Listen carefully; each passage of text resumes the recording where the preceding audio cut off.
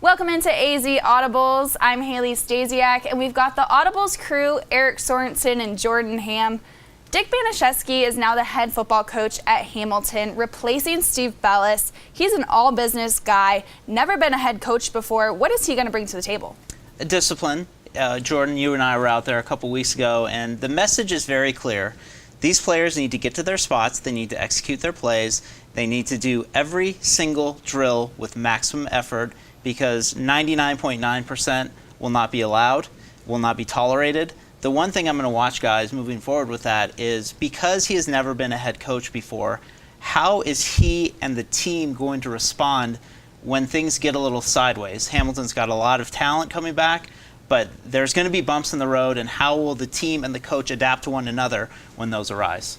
And you hear him before you see him. When we were down there, we could hear him about 3 football fields away when he was coming down, making sure that everybody was in their spots and that sort of thing. So he is very much a disciplinarian. He has a good core of leaders that have been there with him for a while now, so I think that that's a plus. But you can also tell he really cares about these kids, and he'll take them to a side, and while he hasn't been a head coach, you can tell he's a teacher, and he's really trying to get the most out of these guys this spring.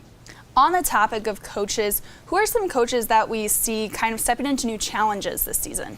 Well, I'm going to be taking a look at Greg Davis over at Paradise Valley. Just 2 years ago, they were in the state championship game. Daniel Bridgegad, Jacob Brown, a very senior group, and a group that had a ton of talent. Obviously, when you have such a big senior class, there's going to be a lot of inexperience. There's going to be some struggles. They went 2-8 last year, but they return a lot of guys who now have experience. Ben Finley, the incoming sophomore quarterback. Xavier Watkins is a receiver that, when I was out there last year, they said, keep an eye on this kid. He's a big-bodied guy, 8 touchdowns last year, and on the defense, they're returning a ton of talent as well. You mentioned Ben Finley. His older brother, Ryan Finley, now at North Carolina State, one of the best quarterbacks ever to play at PV. Although their styles are different, definitely a good young quarterback to build around.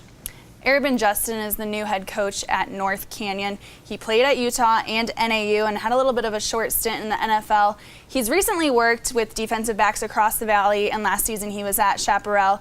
Stepping into this role at North Canyon, they went 6-4 under Jose Lucero in 2016. It was their first winning season in 5 years, and they've got some linemen, Austin Jackson last year, and some guys that are coming in and returning, I guess, that will make an impact, and I think that an emphasis on defense will definitely be something we see with North Canyon. And when you have a guy like Solomon Enos, just one of the best receivers in the state and the entire West Coast, that certainly helps as well.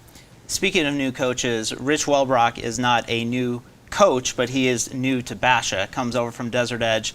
Last year, the Bears went 3-8 despite having Ryan Kelly, arguably the best and most sought-after quarterback in the state.